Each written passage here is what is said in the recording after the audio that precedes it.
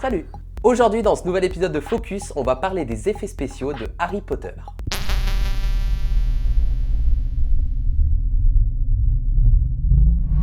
Je ne vais pas vous expliquer tous les effets des 8 films parce que sinon cette vidéo va durer 5 heures. Et 5 heures c'est très long. Alors je vais prendre des effets spéciaux mythiques de cette saga mémorable. Alors commençons tout de suite. Tout d'abord, les set extensions. Il y a beaucoup de set extensions sur Harry Potter. Et qu'est-ce que c'est le set extension? Ça va être tout simplement de prendre des personnes sur fond vert et de les incruster dans un paysage.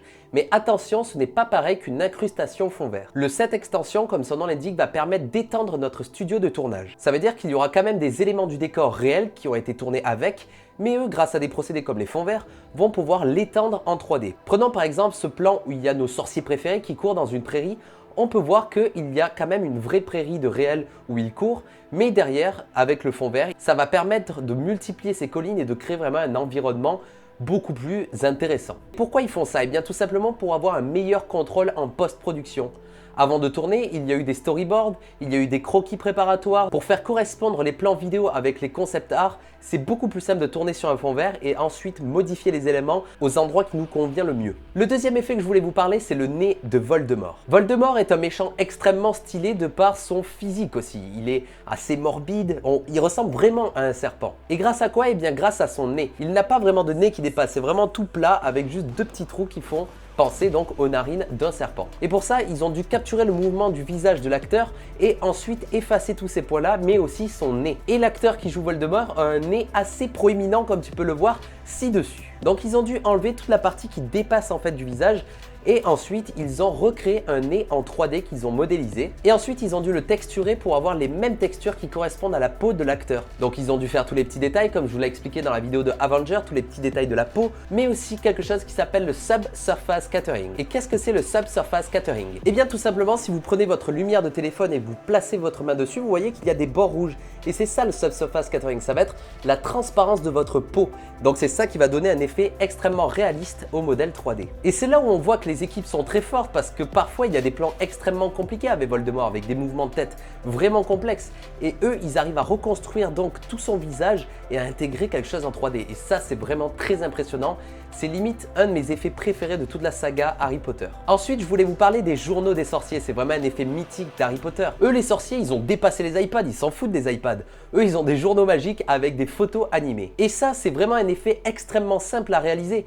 Il vous suffit d'avoir une feuille avec un imprimé déjà dessus et avoir un rectangle vert. Ensuite, il va vous falloir faire un tracking planaire. Qu'est-ce que c'est un tracking planaire? Eh bien, un tracking planaire, on le fait avec le logiciel Mocha. Et un tracking planaire, comme son nom l'indique, ça va être un tracking de zone. Ça va pas être un tracking de points.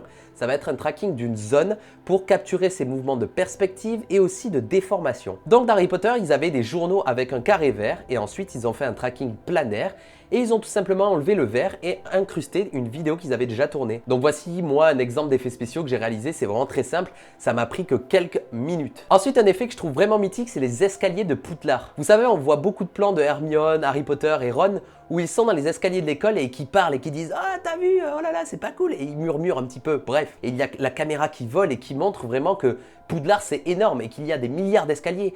Et ça, encore une fois, ils ont utilisé le set extension, ça veut dire qu'ils ont tourné avec de vrais escaliers qui bougeaient, mais ensuite en bas il y avait des fonds verts et eux ils ont juste enlevé les fonds verts et rajouté une infinité d'escaliers en dessous qui bougeaient. Et donc ça donne vraiment une grosse impression de grandeur. Donc c'est comme ça qu'a été réalisé donc les effets spéciaux des escaliers dans Harry Potter. Ensuite, les détraqueurs. Dans Harry Potter, ils ont dépassé nos gardiens de prison. Eux, ils ne sont plus à ça près.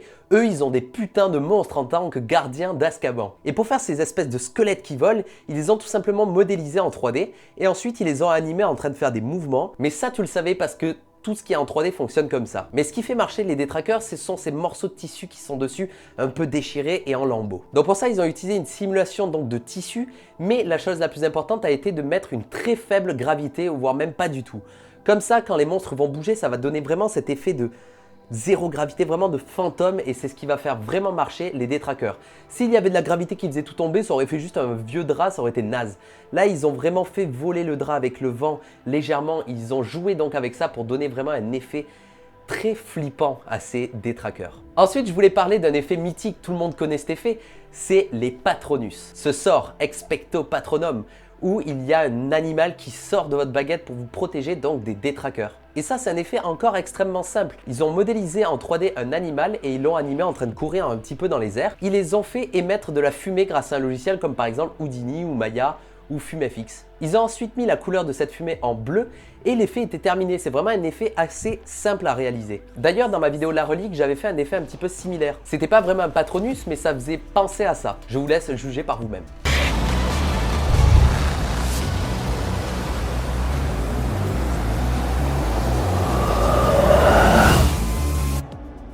Des scènes encore mythiques de ce film, c'est le Quidditch, ce jeu extrêmement rapide où tout le monde se cogne sur la gueule pour avoir une petite bille en or. Et bien ça a été fait en full 3D, mais sur certains plans aussi avec des vrais personnages. Ils ont tourné donc sur des fonds bleus avec des personnages sur des balais en train de jouer la comédie en mode ouah, et ensuite ils enlevaient le fond bleu et ils rajoutaient un environnement 3D derrière. Et pourquoi un fond bleu et pourquoi pas un fond vert? Eh bien tout simplement prenons un match entre Gryffondor et Serpentard. Serpentard ont une combinaison verte et faire du King sur un fond vert avec un personnage vert, c'est un petit peu impossible. Voilà pourquoi ils ont utilisé un fond bleu, parce que le vert se démarque du bleu et du coup, ils ont pu faire leur King tranquillement. Voilà, donc c'était quelques petits effets mythiques de la série de films Harry Potter. Il y en a tellement, comme par exemple prendre une maquette de Poudlard et rajouter plein d'effets pour donner l'impression que c'est réel et pas une miniature. Ça, c'est vraiment très impressionnant. Et encore une fois, il y en a tellement, je pourrais vous en parler sur 2 ou 3 vidéos de plus. Donc si vous voulez voir un petit peu plus d'effets spéciaux sur Harry Potter, demandez-moi et peut-être je ferai une suite. Voilà, j'espère que ce nouvel épisode de Focus vous a appris quelque chose. On se retrouve très bientôt pour une prochaine vidéo. C'était Atom. Ciao.